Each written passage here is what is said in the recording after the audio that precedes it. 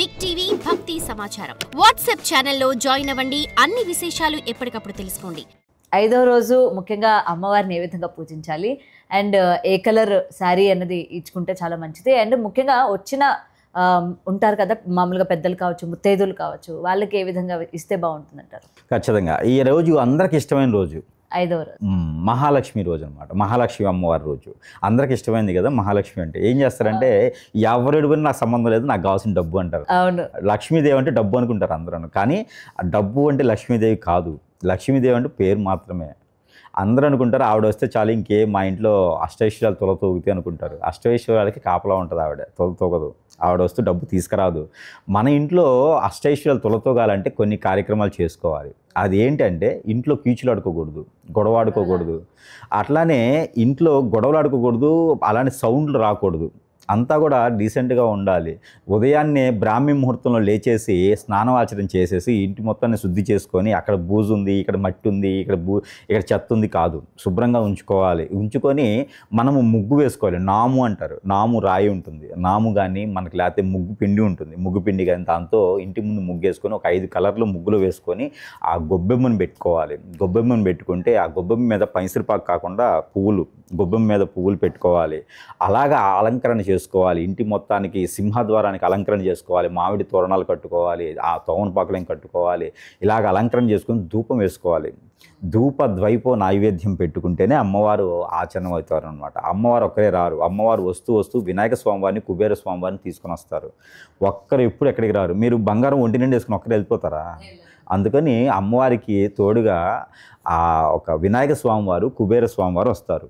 కాబట్టి వారికి కూడా నైవేద్యం పెట్టాలి. వినాయక స్వామివారికి, కుబేర స్వామివారికి పెట్టాలి. ఇంట్లో ఎవరైతే ఎక్కువగా మాట్లాడతారో లేకపోతే ఎవరైతే ఎక్కువ క్వశ్చన్స్ వేస్తారో, ఎవరికైతే ఎక్కువ కోపం వస్తుందో వారు ఆ రోజు మౌనవ్రతం పాటించాలి.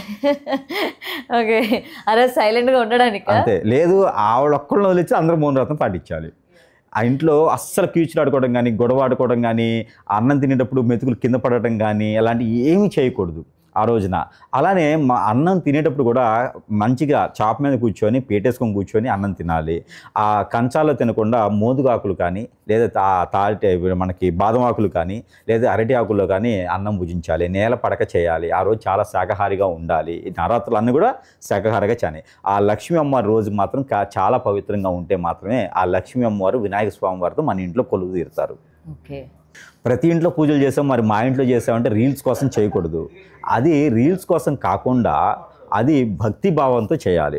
భక్తి భావంతో చేస్తే మాత్రమే మనకి అమ్మవారు ఆసనం అవుతారు. అవి ఆహ్లాదకరంగా మనకి ఆ డబ్బు, ఆస్తులు, ధనధాన్యాలన్నీ కూడా మన ఇంట్లో చేరతాయి. కాబట్టి ఆ రోజున అలాగా పూజ చేసుకోవాలి. ఆ రోజున శారీ వచ్చేసి రెడ్ పెట్టాలి. రెడ్ కలర్ శారీ పెడితే కనుక అమ్మవారికి రెడ్ అంటే ఏంటంటే మనలో ఉన్నటువంటి నెగిటివిటీని తీసేస్తుంది. కాబట్టి ఆ రోజు red colour sari, red colour blouse, red colour గ్లాసులు అలానే పెట్టాలి. అమ్మవారికి నైవేద్యం వచ్చేసి చెరుకు పొంగలి పెట్టాలి. చెరుకు పొంగలి అంటే చెరుకు రసం ఉంటుంది. చెరుకు రసం, తేనె, అలానే ఇంకా అమ్మవారికి నైవేద్యంగా కూడా వినాయక స్వామి వారు వస్తారు కాబట్టి గరిక, బెల్లం సపరేట్గా పెట్టాలి. ఆ రోజు గౌరీ మాత్రం కూడా చేసుకొని పెట్టుకోవాలి.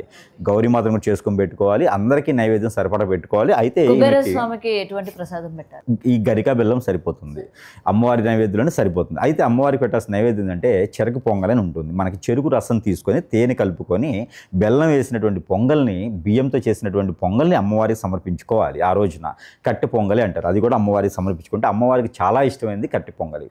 ఈ రెండు కూడా ఒక 50-60 వేల రూపాయల రెమెడీ అనమాట. ఈ రెమెడీ ఇది 50-60 వేల రూపాయల రెమెడీ, ఇది సీక్రెట్ అనమాట. అందుకని ఇది అందరూ కూడా పాటించుకొని అష్టైశ్వర్య ప్రాప్తి కలగడానికి ఈ రకమైన ప్రయత్నం చేయొచ్చు. For more videos like this, subscribe Big TV channel.